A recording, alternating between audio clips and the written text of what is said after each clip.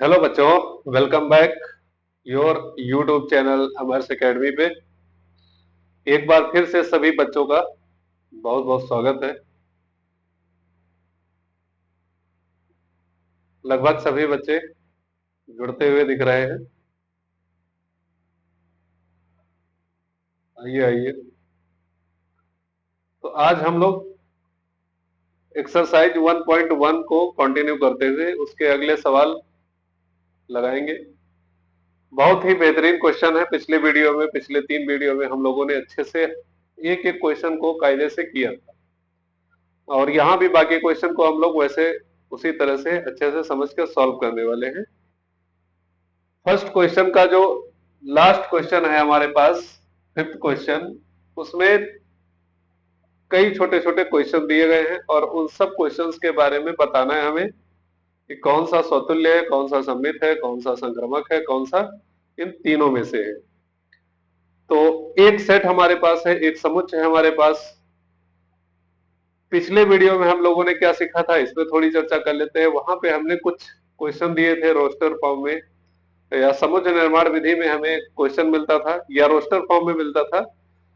उसको हमने दो दो विधियों के द्वारा लगाना सीखा था। रोस्टर फॉर्म में कैसे सॉल्व करते हैं, या फिर समुच्चय निर्माण विधि द्वारा कैसे क्वेश्चन को सॉल्व किया जाता है।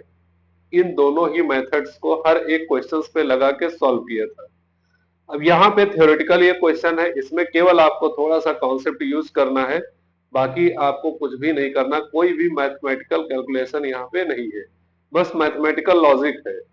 जो लॉजिक आपको कल हमने सिखाया था उसी लॉजिक पे ही यहाँ पे क्वेश्चन सॉल्व होने वाले हैं। सबसे पहले देखिए ध्यान से, जो बच्चे नए हैं वो पिछली क्लासेस पूरी देख ले, उसके बाद इस क्लास पे आए तो उनको ज्यादा अच्छे से समझ में आएगा।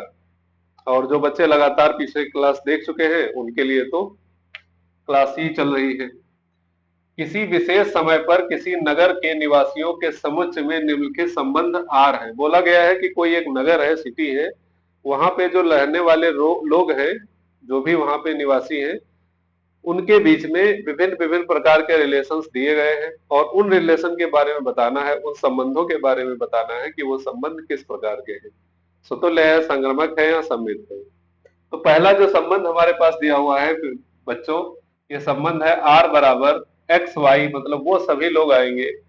एक्स एक्स तथा वाई मतलब ऐसे दो लोग जो एक ही स्थान पर कार्य करते हैं। एक्स तथा वाई मतलब पूरे सिटी में, पूरे नगर में ऐसे लोगों का समुच्चय जो एक ही स्थान पे कार्य कर रहे हैं, ऐसा उनका मानना है, यहाँ पे दिया गया है। तो सबसे पहले हम लोग देखते हैं स्वतुल्य संबंध क्या होगा इसमें। स्वतुल्य संबंध है या नहीं है।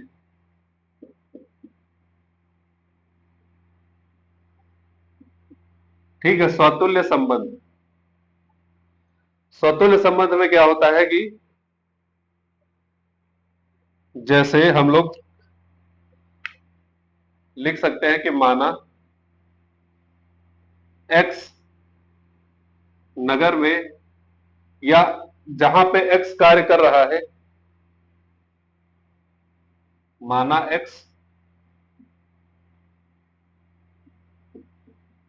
जिस स्थान पर कार्य कर रहा है, ऐसे लिख सकते हैं, जिस स्थान पर कार्य करता है। मतलब क्या हुआ कि एक्स जिस स्थान पे कार्य करता है, तो एक्स भी उस स्थान पे कार्य करता है। स्वतुल्य संबंध में क्या होता है, यही चीज होती है कि x comma x belongs to R, मतलब ये वाला एक्स इस वाले एक्स के साथ काम करता है। एक व्यक्ति स्वयं के साथ तो काम कर ही रहा है, उसकी मान लो इमेज, एक कोई आदमी है कहीं पे काम करने जाता है, आप स्कूल में पढ़ने जाते हैं तो आप स्वयं के साथ ही तो पढ़ने जाते हैं। आप जा रहे हैं, स्वयं जा रहे हैं, या अपने आप को डबल मान लीजिए कि हम दो लोग हैं। खुद का खुद के साथ रिलेशन संबंध जो होता है वो स्वतुल्य संबंध होता है। कोई आदमी कहीं भी काम करता है तो खुद के साथ ही काम कर रहा है, ऐसे मान सकते हैं, इसको समझ सकते हैं। ठीक है, माना एक्स जिस स्थान पे काम कर रहा है, तो वह स्वयं जिस स्थान पे कार्य कर रहा है दोनों एक दूसरे के स्थान पे कार्य कर रहे हैं। अतः आर एक स्वतुल्य संबंध होगा। स्वतुल्य संबंध है भाई, एक व्यक्ति जिस जगह पे जाता है या कुछ भी करता है तो वहां पे खुद के साथ ही जा रहा है। अपने आप को दो बार इसमें मान लिया गया है, बाकी कुछ भी नहीं किया गया है। स्वतुल्य संबंध के बाद क्या आता है सबको पता है। सम्मित संबंध में देखना क्या सम्मित हो गए। सम्मित संबंध,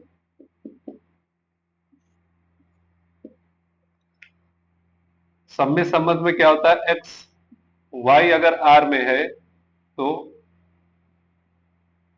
वाई, या फिर ऐसे कर सकते हैं कि एक्स वाई अगर आर में है, या एक्स तथा वाई एक ही स्थान पे करते हैं तो वाई तथा एक्स भी तो एक ही स्थान पे करते होंगे। इसका अर्थ क्या हुआ, एक्स तथा वाई एक ही स्थान पर कार्य करते हैं।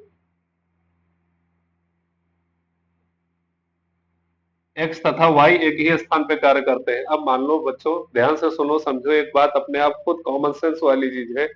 अगर दो दोस्त हैं ए और बी, वो कहीं पे काम करने जाते हैं, दो दोस्त हैं ए और बी, वो कहीं पर भी काम करने जाते हैं, या आप दो दोस्त हो, आप और आपका दोस्त एक ही स्कूल में एक ही क्लास में पढ़ने जाते हो, अगर एक एक्स है और दूसरा वाई है तो ये बात आसानी से कह सकते हो कि एक्स और वाई एक ही स्थान पे पढ़ता है या एक ही कक्षा में पढ़ता है। ये बात कह सकते हो कि एक्स और वाई एक ही स्थान पे पढ़ता है।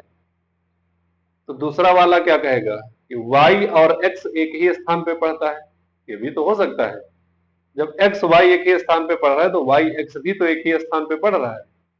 तो वही चीज यहाँ पे है कि एक्स तथा वाई एक ही स्थान पर कार्य करते हैं, तो y तथा x भी तो उसी स्थान पे काम करते हैं।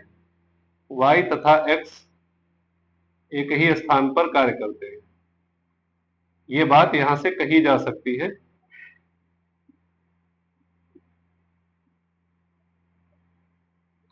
ठीक, अगर एक्स वाई एक स्थान पे कार्य करते हैं तो वाई एक्स भी एक ही स्थान पे काम करते हैं। बस बोलने का तरीका थोड़ा पलट गया है, पहले एक्स को बोला गया था और बाद में वाई को, लेकिन दूसरे सेंटेंस में वाई को पहले रख दिया गया, एक्स को बाद में रख दिया गया। कहने का मतलब ये हुआ कि एक्स वाई अगर आर में है तो वाई एक्स भी आर में होगा, मतलब ये भी आपस में एक संबंध होगा। वाई तथा एक्स ही स्थान पे कार्य करते हैं, तो इसका मतलब y comma x belongs to R, मतलब ये जो संबंध है यहाँ पे y कॉमा एक्स भी इसमें होगा, x कॉमा वाई भी इसी में होगा। दिस इंप्लाइज आर एक सम्मित संबंध है, सम्मित संबंध है। ठीक, तो आर एक सम्मित संबंध हो गया, तो दो संबंध यहाँ पे क्लियर हो गए। तीसरा संबंध जो होता है बच्चों, वो होता है संक्रामक संबंध। संक्रामक संबंध, इसको ध्यान से समझिएगा। मान लेते हैं तीन व्यक्ति हैं, किसी फैक्ट्री में काम करते हैं, या ऐसे कह सकते हैं x y belong to R, y comma z belongs to R. ठीक, एक्स और वाई एक साथ काम करते हैं, वाई और जेड एक साथ काम करते हैं, तो क्या ए और एक्स और जेड एक साथ काम नहीं करेंगे। देखिए कहा गया है एक्स और वाई एक साथ काम करते हैं, वाई और जेड भी एक साथ काम करते हैं, तो जहां पे एक्स काम कर रहा है वहां पे वाई काम कर रहा है, जहां वाई काम कर रहा है वहां जेड काम कर रहा है, तो एक्स और जेड भी तो एक ही साथ काम कर रहे हैं, एक्स और जेड भी तो एक ही साथ काम करेंगे। तो इसका मतलब एक्स वाई अगर आर में है और वाई एक्स भी आर में है, this implies x comma Z भी आर में होगा। ये इंप्लाई करता है कि आर एक संक्रामक संबंध है।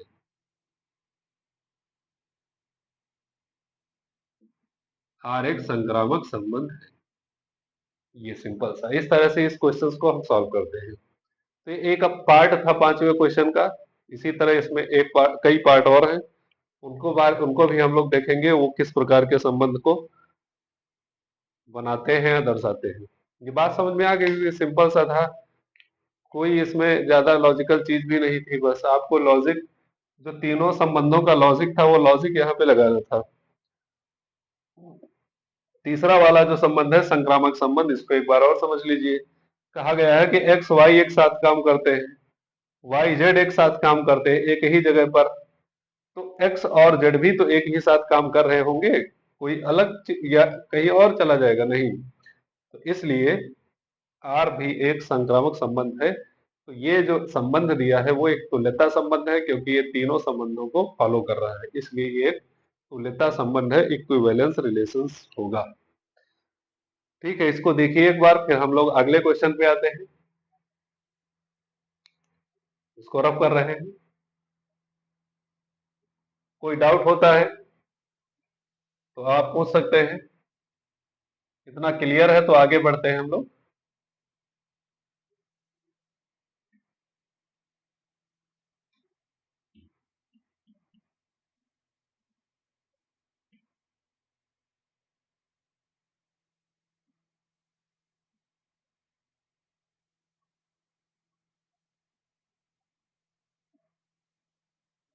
आराम से धीरे धीरे तसल्ली से समझिए। अगला क्वेश्चन जो बच्चों हमारे पास दिया है वो दिया हुआ है, एक रिलेशन है आर। सेकेंड पार्ट जो इसका है वो है आर बराबर एक्स कॉमा वाई, और ये एक्स कॉमा वाई किस प्रकार का है कि एक्स तथा वाई एक ही मोहल्ले में रहते हैं, एक्स तथा वाई एक ही मोहल्ले में रहते हैं।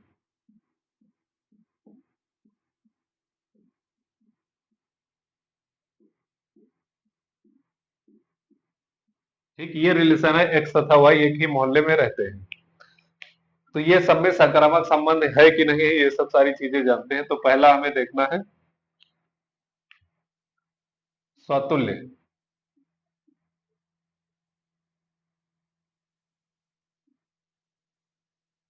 संबंध।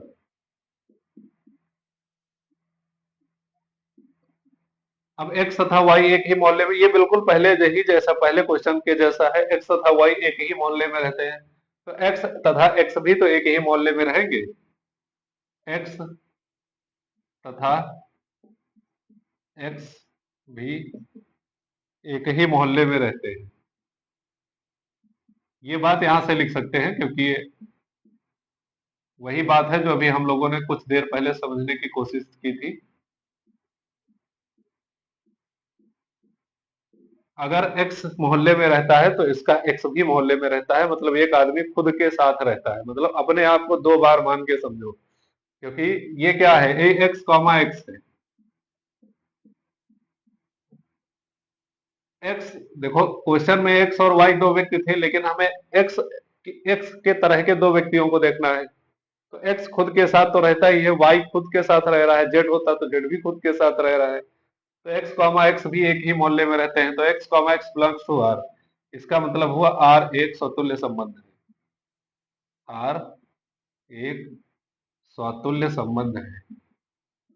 साधारण सी बात समझनी है आपको, बाकी कुछ भी इसमें ऐसा रॉकेट साइंस नहीं है जो आपको इतना ज्यादा दिमाग लगाना पड़े, इसमें बहुत ही साधारण चीजें हैं भाई। सीधा सा बोल रहा है एक्स था वही एक ही मोहल्ले में रहते हैं, तो एक्स एक्स भी तो एक ही मोहल्ले में रहेगा, वाई वाई भी उसी मोहल्ले में रहेगा, जेड जेड भी उसी मोहल्ले में रहता है, तो कोई आदमी खुद के साथ ही तो रहता है। अपने आप को दो बार या डबल फोटोकॉपी मान के देखो, तो दो लोग एक ही जैसे हैं तो वो भी एक ही जगह पे रह रहे हैं। सेकंड बच्चों जो आता है वो आता है सम्मित संबंध।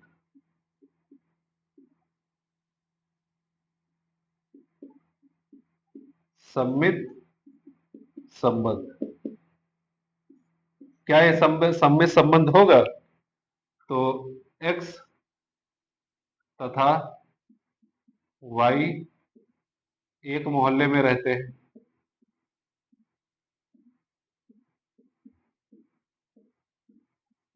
ऐसा मान लिया हमने, माना x तथा y एक ही मोहल्ले में रहते हैं। अब x तथा y एक ही मोहल्ले में रह रहे हैं तो y तथा x भी तो उसी मोहल्ले में रह रहे हैं। जब x y एक मोहल्ले में है तो y x भी उसी मोहल्ले में है। बस कहने का तरीका बदल गया।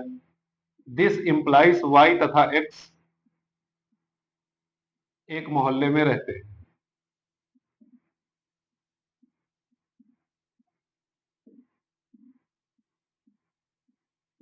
एक मोहल्ले में रहते हैं, इसका मतलब क्या हुआ कि R एक सममित संबंध होगा।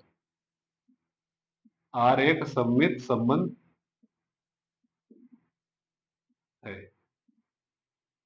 थर्ड रिलेशन जो हमारे पास आता है बच्चों वो होता है संक्रामक।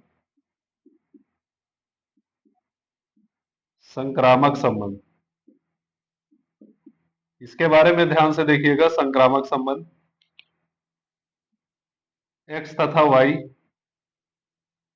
एक मोहल्ले में रहते हैं। लिखने का तरीका बदलता रहता है, बस कॉन्सेप्ट वही रहना चाहिए।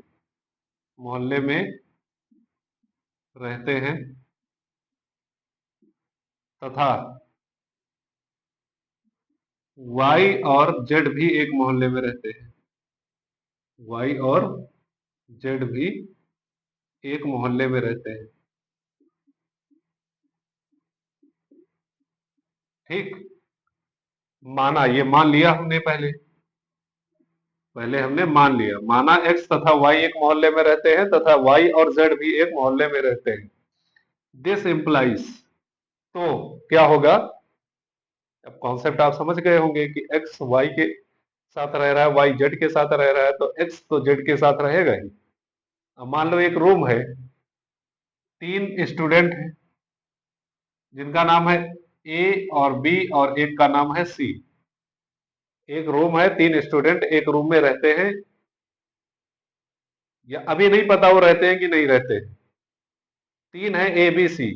अगर कोई कहे आपसे A B के साथ रहता है और B C के साथ रहता है, मतलब इस कमरे के अंदर, रूम के अंदर A B के साथ रह रहा है और B C के साथ रह रहा है, तो क्या A C के साथ नहीं रह रहा है? बोलिए, क्या A C के साथ नहीं होगा जब एक ही कमरे में तीनों हैं? आप कहेंगे जरूर होगा, आराम से होगा, बिल्कुल होगा। तो x तथा y एक ही मोहल्ले में रहते हैं, y तथा z भी एक मोहल्ले में रहता है। दिस इंप्लाइज x तथा z भी एक मोहल्ले में रहते हैं।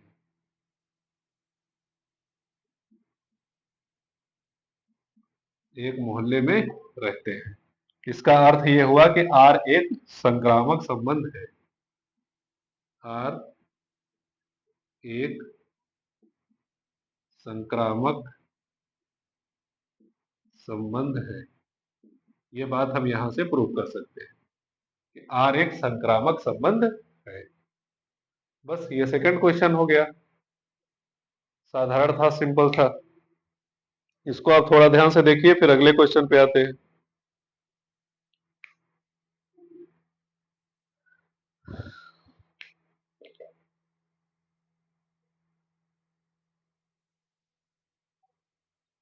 नेक्स्ट या थर्ड क्वेश्चन हमारे पास है, इसको आप सामने आपके लिखा हुआ है, इसको ध्यान से देखिए, पढ़िए क्या लिखा है। क्वेश्चन में बोला गया है आर एक संबंध है जिसमें एक्स वाई दो एलिमेंट है, और एक्स वाई कहां से आते हैं, उसी नगर से आते हैं जो उस शहर में लोग रह रहे हैं, वही एक्स और वाई कोई भी दो व्यक्ति हैं। बोला गया है एक्स वाई से ठीक 7 सेंटीमीटर लंबा है। एक्स वाई से ठीक 7 सेंटीमीटर लंबा है, ऐसा रिलेशन है। मतलब अब आर के अंदर वो व्यक्ति आएंगे, वो एक्स वाई आएंगे जहां पे एक्स वाई से ठीक 7 सेंटीमीटर लंबा होगा। मतलब एक व्यक्ति से दूसरा व्यक्ति 7 सेंटीमीटर लंबा होगा, या ऐसे भी कह सकते हैं कि एक व्यक्ति से दूसरा व्यक्ति 7 सेंटीमीटर छोटा होगा। ऐसे व्यक्तियों का समुच्चय या रिलेशन हमें पूछा गया है। तो सबसे पहले हम लोग अगर स्वतुल्यता पे आते हैं, पहला रिलेशन था हमारे पास स्वतुल्य संबंध। स्वतुल्य संबंध, क्या ये स्वतुल्य संबंध होगा? क्या ये स्वतुल्य संबंध होगा? अगर इसको हल करने की कोशिश करते हैं तो लिखेंगे, माना एक्स नगर का निवासी है, नगर का निवासी है, एक्स नगर का निवासी है, ठीक है। अब x की तुलना x से ही करनी है, x की तुलना x से ही करनी है, क्योंकि स्वतुल्य संबंध में हम खुद की तुलना खुद से करते हैं। तो x की तुलना x से करनी है, और किस प्रकार करनी है कि x से ठीक 7 सेंटीमीटर लंबा है। अब इस केस में केवल x ही कई बार आ सकता है, 2 बार, 3 बार, 4 बार। जैसे यहाँ पे x और y है, तो x कॉमा x यहाँ पे है, x से ठीक 3 सेंटीमीटर लंबा है। अगर ऐसा है x कॉमा x इस R के अंदर आ रहा है, तो इसका मतलब ये हुआ x से 7 सेंटीमीटर लंबा है। तो आप बताइए, क्या कोई व्यक्ति खुद से 7 सेंटीमीटर लंबा हो सकता है? फोटोकॉपी बिल्कुल एक जैसी होती है। क्या व्यक्ति कोई खुद से 7 सेंटीमीटर लंबा या छोटा हो सकता है? भाई जब खुद है वो तो बिल्कुल उसी के जैसा होगा, जितनी लंबाई उसकी उतनी लंबाई उसकी। तो यहाँ पे दिख रहा है कि स्वतुल्य संबंध यहाँ पे नहीं बनेगा, क्योंकि कोई भी व्यक्ति खुद से 7 सेंटीमीटर लंबा नहीं हो सकता। तो x से 7 सेंटीमीटर लंबा, अब इसको सही से लिखेंगे, नहीं हो सकता। ठीक, तो x कॉमा x आर में बिलोंग नहीं कर रहे हैं। तो ये बात सही सही होगी कि x comma x not belongs to R. This implies x से 7 सेंटीमीटर लंबा नहीं हो सकता। इसका मतलब क्या हुआ कि आर स्वतुल्य संबंध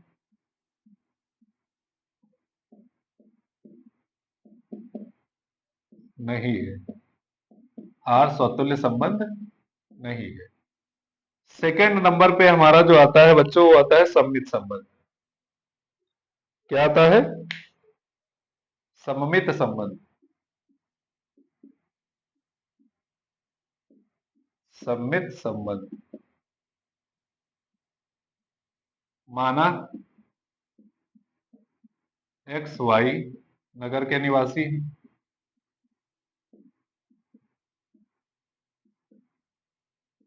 तो एक्स वाई अगर इस आर के अंदर है, तो इसका अर्थ ये हुआ एक्स वाई से 7 सेंटीमीटर लंबा है, 7 सेंटीमीटर लंबा है।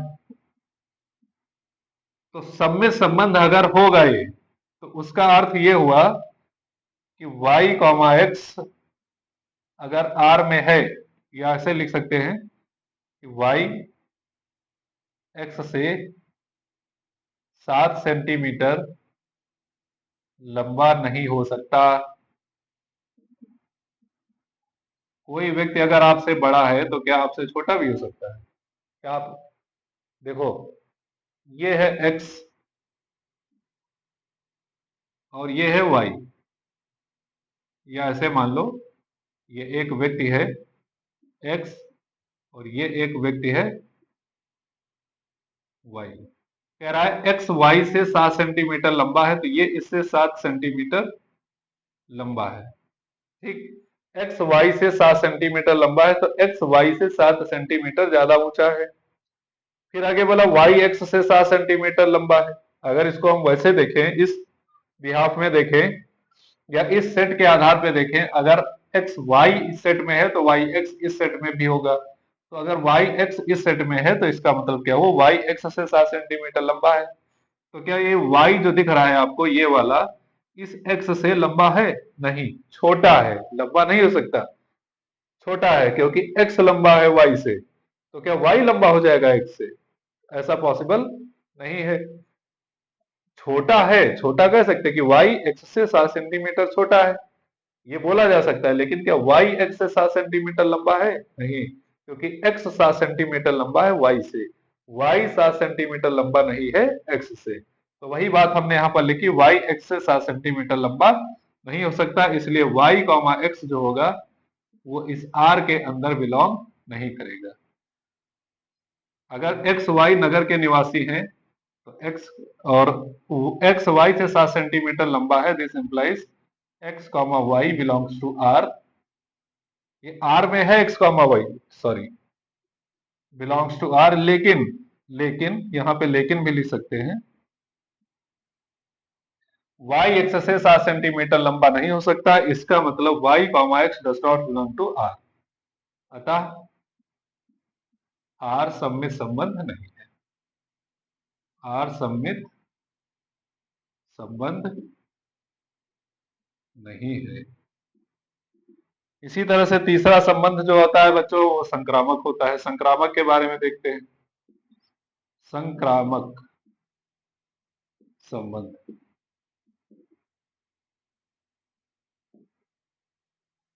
संक्रामक संबंध में क्या होगा कि माना x comma y belongs to r तथा y comma z belongs to r। इसका अर्थ यह है कि x y से 7 सेंटीमीटर लंबा है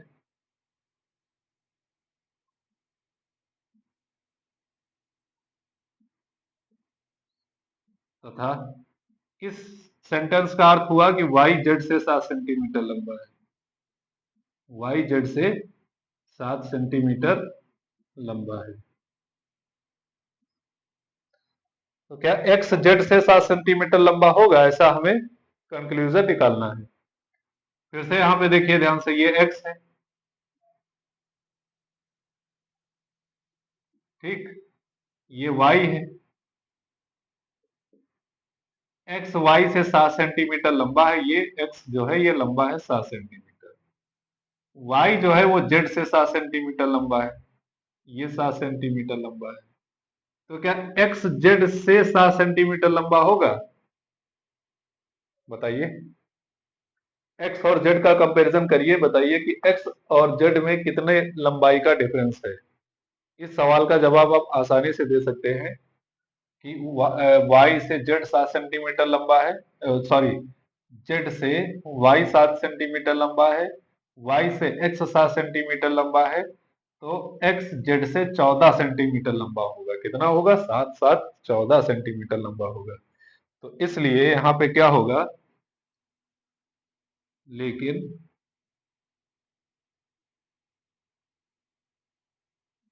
x z से 7 सेंटीमीटर लंबा नहीं है। जब x z से 7 सेंटीमीटर लंबा नहीं है, इसका मतलब x कॉमा जेड इस r के अंदर बिलोंग नहीं करेगा। x कॉमा जेड इस r के अंदर बिलोंग्स नहीं करेगा, इसका मतलब कि r संक्रामक नहीं है, r संक्रामक संबंध नहीं है। ये क्वेश्चन आप समझ गए होंगे पूरा, ठीक। कोई समस्या, कोई डाउट किसी को, क्लियर हो तो आगे बढ़े। सतुल्य सममित संक्रामक, ये ऐसा संबंध है जो कोई भी संबंध को नहीं रख सकता है, ना ही स्वतुल्य को, ना ही सममित को, और ना ही संक्रामक को। कोई डाउट किसी को, बताइए। चीजें समझ में आ रही होंगी,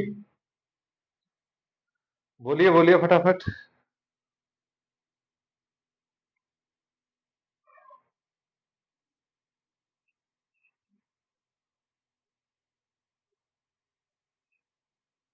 सभी क्लासेस होंगी, परेशान होने की जरूरत नहीं है। आराम से धीरे धीरे हर एक क्वेश्चंस को, हर एक क्लास को करते चलेंगे। थोड़े बड़े बड़े क्वेश्चन है इसलिए समय लग रहा है, नहीं तो एक एक्सरसाइज 1 या 2 लेक्चर्स में हो जाती। इस चैप्टर में ही ऐसे बड़े बड़े क्वेश्चंस हैं, काफी क्वेश्चंस भी हैं, बहुत ज्यादा, इसकी वजह से और समय लगता है। चीजें समझ में आ रही होंगी, अगर नहीं आती है, थोड़ा बहुत डाउट रह जाता है, तो वीडियो को दोबारा देख सकते हैं, वहां से चीजें आपकी क्लियर हो जाएंगी। अच्छा, अगले जो 2 क्वेश्चन है बच्चों, ध्यान से इन क्वेश्चंस को देखिए। यहाँ पे दिया हुआ है कि एक रिलेशन है, जो रिलेशन इस प्रकार है कि एक्स वाई की पत्नी है। इसमें पूछा गया है क्या संक्रामक स्वतुल्य और सममित होगा कि नहीं होगा। तो संबंध से ही आप जैसे लिखा हुआ है कि एक्स वाई की पत्नी है, तो जब आप प्रूव करना शुरू करेंगे तो सबसे पहले स्वतुल्य पे आएंगे। स्वतुल्य में खुद का कंपैरिजन खुद से किया जाता है, और रिलेशन ये देखा जाएगा जो यहाँ पे लिखा होगा। यहाँ पे लिखा हुआ है अगले क्वेश्चन में कि एक्स वाई की पत्नी है, हमें इसके आधार पे कंपैरिजन करना है एक्स और वाई का। ठीक, तो स्वतुल्य संबंध में खुद का कंपैरिजन खुद के साथ किया जाता है। अब कंपैरिजन क्या करना है, क्या खुद कोई व्यक्ति खुद की पत्नी हो सकता है? भाई वाई की जगह पे खुद के मतलब वाई की जगह पर, जैसे एक्स की जगह पर अपने आप को मान लिया, तो वाई की जगह पर भी अपने आप को मानो, क्योंकि स्वतुल्य संबंध को प्रूव कर रहे हो। देखो ये चीजें ट्रिक से ज्यादा अच्छे समझ में आएंगी। जैसे हमने बोला कि खुद को मान लो एक बार, स्वतुल्य मतलब अपने आप से तुलना करनी है। एक्स और वाई कोई व्यक्ति ही तो है, वो व्यक्ति खुद अपने आप को मान लो, या मुझे मान लो, या किसी को मान लो कि एक्स ये व्यक्ति है, कोई भी एक आदमी जो है वो एक्स है। उस आदमी का, उस एक्स का उसी एक्स के साथ तुलना करना है, और किस प्रकार करना है, ये जो रिलेशन दिया है इस आधार पे करना है। तो क्या एक्स एक्स की पत्नी हो सकता है? वो व्यक्ति खुद की पत्नी हो सकता है? क्या वो महिला खुद की पत्नी हो सकती है? नहीं, ऐसा नहीं पॉसिबल है, कोई व्यक्ति खुद की पत्नी नहीं हो सकता है। इसलिए ये जो संबंध बनेगा, ये स्वतुल्य संबंध नहीं हो सकता। पहला तो इसे प्रूव कर लिया। दूसरा आएगा इसमें कि सम्मित संबंध, ये सम्मित संबंध को रखता है कि नहीं रखता है? तो एक बात बताइए, सम्मित संबंध में हमें क्या जरूरत पड़ती है? एक्स वाई और वाई एक्स की आपस में उल्टा पलटी की। जैसे ये इसका दोस्त है तो ये इसका दोस्त है, एक दो के बराबर है तो दो एक के बराबर है। अगर इस व्यक्ति की पत्नी ये है तो इस व्यक्ति की पत्नी ये होगा। यहां पे देखिए, कहने का मतलब ये है कि अगर इस व्यक्ति की पत्नी ये है तो इस व्यक्ति की पत्नी ये होगा। क्या चेंजेस हो सकता है, बदल सकता है कभी? ये अगर एक महिला है, ये फीमेल होगी, ये मेल होगा। ये वाइफ है इसकी, क्या ये वाइफ है इसकी? क्या ये वाइफ हो सकता है इसकी? ये तो हस्बैंड है, उसका वाइफ कैसे हो सकता है? बोलिए भाई, ये तो हस्बैंड है ना, उसका वाइफ कैसे होगा? वाइफ, ये इसकी वाइफ है, ठीक है, क्या ये इसकी वाइफ हो सकता है? नहीं हो सकता ना। तो यहां पर भी ये सम्मित संबंध भी फेल हो जाता है। संक्रामक संबंध, तो सीधा सीधा एक्स पत्नी है वाई की, वाई पत्नी है जेड की। क्या यही नहीं पॉसिबल है इसमें? क्या एक फीमेल दो लोगों की पत्नी हो सकती है? नहीं। जैसे लिखा है एक्स पत्नी है वाई की और वाई पत्नी है जेड की, तो एक्स पत्नी अगर वाई की है तो वाई पत्नी हो ही नहीं सकता, ये तो पति है। और ये पति है तो ये पत्नी अगर हम मान भी लेते हैं, ये पत्नी हो गई इसकी, तो ये पति, ये पत्नी, ये पत्नी, लेडीज नहीं बनेगा रिलेशन, तो संक्रामक भी नहीं होगा।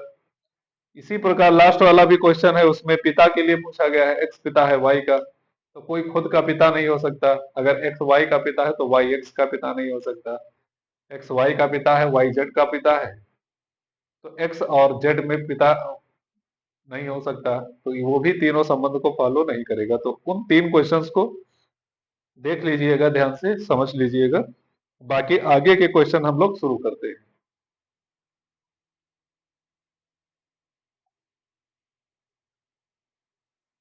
हाँ तो बच्चों, ये सेकंड क्वेश्चन आप सबके सामने है, और ये बहुत ही अच्छा और बेहतरीन क्वेश्चन है। इसमें काफी चीजें आपको नई सीखने को मिलेगी, और क्वेश्चन सॉल्व करने की अप्रोच भी यहाँ से थोड़ा सा बदलेगी।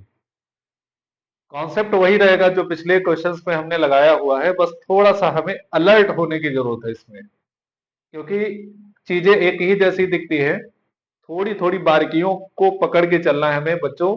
ये चीजें अगर हम अभी से समझेंगे और अभी से सीखेंगे उसको, तो आगे जब हम लोग फाउंडेशन या जेई या फिर किसी नेक्स्ट लेवल की तैयारी कर रहे होंगे, तो वहां पे चीजों को समझने में बहुत आसानी मिलेगी। क्या बोला गया है, हर एक बात पे ध्यान दीजिएगा। बोला गया है कि सिद्ध कीजिए कि वास्तविक संख्याओं के समुच्चय, तो यहाँ पे जो नंबर्स आएंगे हमारे पास एक्स वाई या ए बी सी, वो सब रियल नंबर होंगे, वास्तविक संख्याएं होंगी। के समुच्चय में अभी तक क्या था, अच्छा ऊपर जो हमने क्वेश्चन किए उसमें कोई ना कोई सेट दे देता था, वहीं से हमको नंबर्स निकालने रहते थे। कभी कभी इंटीजर का सेट दे दिया था, कभी कभी कोई एक सेट बना के ही दे दिया ए बराबर 1 2 3 4 5 6 एक सेट दे दिया, वहां से हमें नंबर, तो वहां पे लिमिटेड नंबर थे और जिन नंबर को से हम सबसे ज्यादा परिचित हैं वो नंबर थे, लेकिन यहाँ पे थोड़ा सा रियल नंबर की बात होगी। फिर आगे लिखा हुआ कि समुच आर में आर बराबर ए कॉमा बी ए लेस देन और इक्वल टू बी स्क्वायर द्वारा परिभाषित संबंध आर ना तो स्वतुल्य है, ना सममित है और ना ही संक्रामक है, ऐसा हमको प्रूव करना है। तो सबसे पहले बच्चों हम चेक करते हैं स्वतुल्य को, क्या ये स्वतुल्य है या नहीं है। स्वतुल्य संबंध, ठीक। तो स्वतुल्य संबंध प्रूव करने के लिए हमें क्या करना पड़ेगा, एक ही जैसे दो एलिमेंट लेने पड़ेंगे। तो माना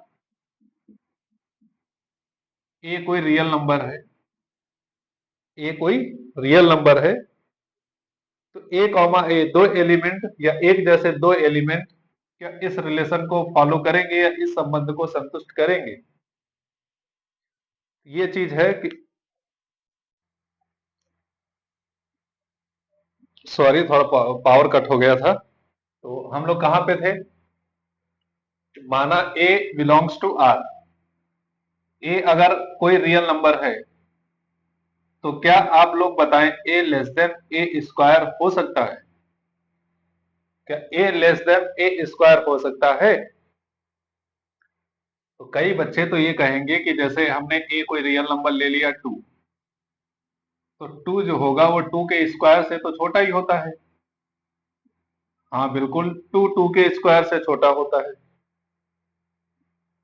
फिर दूसरे बच्चे ने कहा कि हमने ए मान लिया -2, तो क्या -2 के स्क्वायर से छोटा होगा। तो आप सॉल्व करेंगे तब भी पता चलेगा -2 के स्क्वायर से छोटा है। मतलब कई सारे रियल नंबर के लिए ये सेटिस्फाई कर रहा है। तो आप लिखेंगे कि ए लेस देन और इक्वल टू ए स्क्वायर, ये सही है, इसलिए ए एक समतुल्य संबंध होगा। लेकिन आप रियल नंबर पे ध्यान नहीं दिए, 1 2 3 तो इंटीजर्स हैं। हाँ रियल हैं, मानते हैं रियल है, लेकिन इंटीजर्स के अलावा भी कोई नंबर अगर हम चेक करके देखें, अगर हम थोड़ी देर के लिए मान लेते हैं कि किसी बच्चे ने कहा ए जो है वो 1/2 है, किसी बच्चे ने 2 कहा, किसी बच्चे ने -2 कहा, किसी बच्चे ने कहा 1/2 है, तो इसके लिए भी ए जो होगा ए स्क्वायर से छोटा होना चाहिए। तो क्या 1/2, तो 1/2 के स्क्वायर से छोटा है, ये आप बताइए। अब तो ये बड़ा हो गया, 1/2 1/4 से बड़ा है। 1/2 जो है वो 1/4 से छोटा नहीं है, 1/2 बड़ा है 1/4 से, क्योंकि ये 1/4 है, फिर 1/2 है, तो ये संख्या बड़ी है ये छोटी है, तो यहाँ पे ये फेल हो जाता है। यहाँ पे जब रियल नंबर, भाई रियल नंबर है तो सबकी बात करो, केवल 2 3 4 5 1 7 6 लेके क्यों बात कर रहे हो। रियल नंबर है तो 1/2 1/4 1/6 1/8 2/5 इस तरह के नंबर्स की भी बात करो। तो जब इस तरह के रेशनल नंबर या फ्रैक्शनल की बात करते हैं तो यहाँ पे इस रिलेशन फॉलो नहीं होता है। तो लिख देंगे दिस इंप्लाइज ए स्वतुल्य नहीं है, ये स्वतुल्य नहीं है। कुछ केस में है, कुछ केस में है, for every a belongs to R, प्रत्येक आर के लिए, प्रत्येक एक जो आर में है सबके लिए नहीं है, कुछ के लिए तो है मानते हैं, लेकिन for every a belongs to R के लिए ये रिलेशन सही नहीं है, तो इसलिए ये स्वतुल्य नहीं होगा या स्वतुल्य संबंध नहीं है। सेकंड आते हैं सममित संबंध के बारे में देखते हैं। सममित संबंध, सममित संबंध को चेक कर लेते हैं। सममित संबंध क्या कहता है, माना a comma b belongs to R, this implies a less than or equal to b square। अगर a b से a b R में है तो a लेस देन होगा b स्क्वायर, ठीक है। तो क्या b लेस देन होगा a स्क्वायर से, अगर a लेस देन है b स्क्वायर से तो क्या b लेस देन हो सकता है a स्क्वायर से, बोलिए। ये बराबर नहीं होगा। आप नंबर्स लेके चेक कर सकते हैं। जैसे एक नंबर लिया 2, -5, या -2, 5 कोई नंबर ले लेते हैं, -2, 5 ले लेते हैं, ये ए है और ये बी है। तो ए लेस देन बी स्क्वायर जब बात करते हैं ए लेस देन बी स्क्वायर की, तब तो -2 बी स्क्वायर मतलब 5 के स्क्वायर से छोटा है, सही बात है। लेकिन जब इसको b, a बना देते हैं तो ये हो जाएगा 5, -2, तब ये हो जाएगा a, तो सॉरी ये हो जाएगा a, ये हो जाएगा b। या इस रिलेशन पे आ जाते हैं b less then a square, इसको ऐसे ही रखते हैं, b, a जब कर देंगे तो आएगा b less then a square.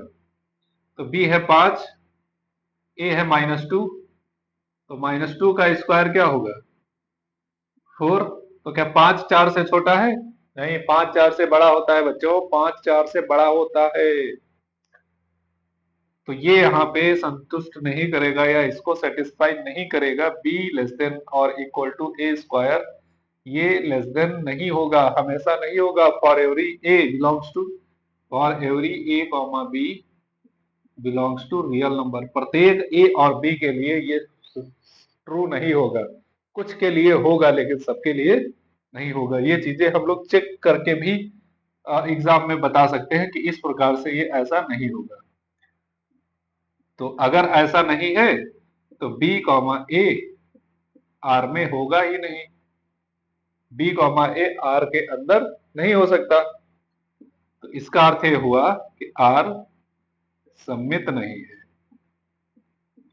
Are सममित नहीं है। ठीक, नेक्स्ट पे आते हैं, जो लास्ट हमारा है थर्ड रिलेशन, वो है संक्रामक का। संक्रामक चेक कर लेते हैं, संक्रामक संबंध। क्या ये संक्रामक है? तो इसमें भी हम लोग वही काम करते हैं, माना a, b belongs to r तथा b, c belongs to r। This implies a less than होगा b स्क्वायर से, और ये इंप्लाई करेगा b लेस देन होगा c स्क्वायर से। फॉर एवरी एक b c belongs to real number, प्रत्येक ए बी सी जो कि आर में बिलोंग कर रहे हैं उनके लिए।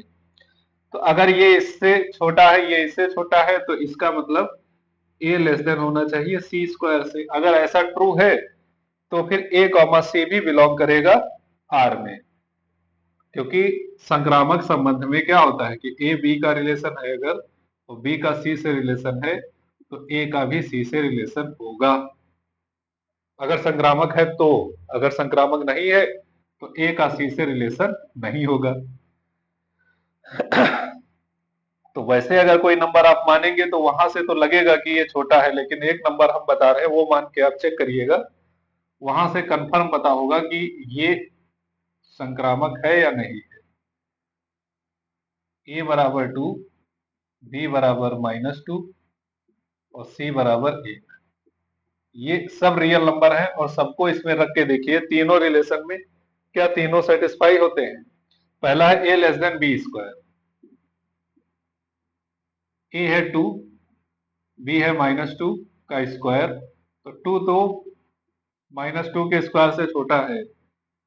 फिर अगला है B less than C square, B less than और equal to C square, B क्या है -2, सी स्क्वायर है 1, तो 1 का स्क्वायर, तो -2 छोटा है 1 के स्क्वायर से, ठीक है, ये भी सेटिस्फाई कर रहा है, ध्यान से देखिएगा। अब बात आती है ए और सी की, मतलब अगर ये दोनों सेटिस्फाई कर रहे हैं, ये दोनों सेटिस्फाई कर रहे हैं, तो ए और सी भी सेटिस्फाई करना चाहिए। तो ए लेस देन सी स्क्वायर, जैसे कि हमने यहां पे लिखा था, ए लेस देन और इक्वल टू सी स्क्वायर। ए है 2 और सी स्क्वायर, सी क्या है 1, 1 का स्क्वायर 1 होता है, तो 2 लेस देन 1 स्क्वायर, क्या ये सत्य है? तो आप कहेंगे 2 1 से छोटा नहीं बड़ा होता है, तो ये सत्य नहीं है, मतलब ए सी स्क्वायर से छोटा नहीं हो सकता है। This implies a, c does not belongs to R, hence R संक्रामक नहीं है, R संक्रामक नहीं है। इतने क्वेश्चंस करने के बाद अब आपको धीरे धीरे चीजें समझ में आने लगी होंगी कि हमें सवाल कैसे करने हैं। ठीक है, धीरे धीरे चीजें आपको समझ में आने लगी होंगी कि क्वेश्चन कैसे हमें करना है भैया। चलिए भाई, काफी टाइम हो चुका है, 45 मिनट्स लगभग हो चुके हैं। आज की क्लास यहीं पे खत्म होती है। बड़े बड़े क्वेश्चंस हैं, दो दो क्वेश्चंस में तो एक क्लास खत्म हो जाती है, कैसे काम चलेगा भाई। फिर भी चीजें आराम से धीरे धीरे समझते हुए चलेंगी। अगर एक बार आपको समझ में आ गया, आप एग्जाम में ये क्वेश्चन आसानी से कर लेंगे, ऐसी गारंटी है आपको, 100% आपके क्वेश्चन सॉल्व होंगे वहां पे। तो चलिए मिलते हैं अगले वीडियो में, तब तक के लिए सभी दोस्तों को बाय बाय। वीडियो अच्छा लगता है तो इसको लाइक शेयर और सब्सक्राइब करना बिल्कुल ना भूलें। धन्यवाद।